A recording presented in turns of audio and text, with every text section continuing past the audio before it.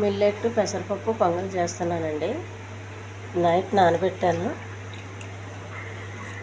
కొంచెం పెసలు పొట్టుగా ఉన్నది, కొంచెం మిల్లెట్స్ అండి.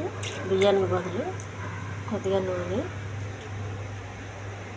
వెల్లుల్లిపాయలు, మిరియాలు, ఉప్పు, పచ్చిమిర్చి, పసుపు, కరివేపాకు ముందుగా కడిగి పెట్టుకున్నాయి కుక్కర్లో వేసుకోవాలండి.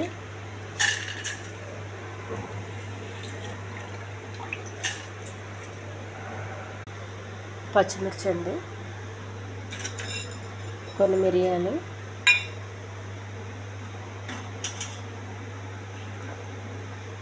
కొద్దిగా ఉప్పు, కొద్దిగా పసుపు,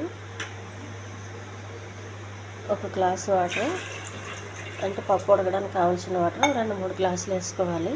స్టవ్ వెలిగించి కుక్కర్ పెట్టాలండి. మెత్తగా అవ్వాలి, 4-5 విజిల్ వరకు. స్టవ్ వెలిగించి తాలింపు రెడీ చేసుకోవాలండి. కొద్దిగా నూనె, పొంగలకు సరిపడగా పెనం వేడవ్వాలి.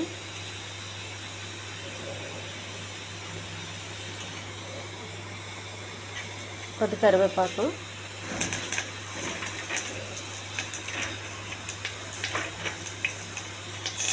వెల్లుల్లిపాయలండి,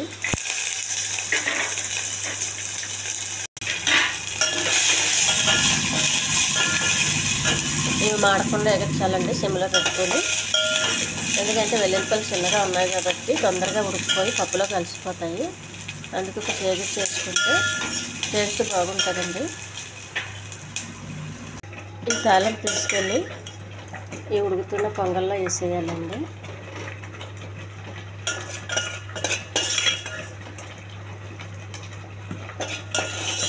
పొంగల్ రెడీ అయిందండి.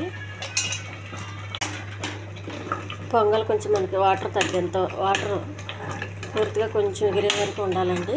మరి గట్టిగా ఉండకూడదు. పొంగలి గట్టిగా ఉంటే బాగోదు, కొంచెం మెత్తగా ఉండాలి. కొద్దిగా వాటర్ ఉండాలండి. మనం ఎలా దించి పక్కకు పెట్టేసుకుంటే మళ్ళా గట్టిగా అయిపోతుంది. ఈ మిల్లెట్ పెసరపప్పు చాలా హెల్దీ అండి.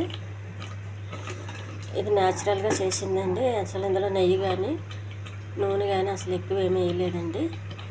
ఈ ఛానల్ నచ్చితే సబ్స్క్రైబ్ చేయండి, షేర్ చేయండి, లైక్ చేయండి, కామెంట్ చేయండి. చాలా హెల్దీ మిల్లెట్ అండి.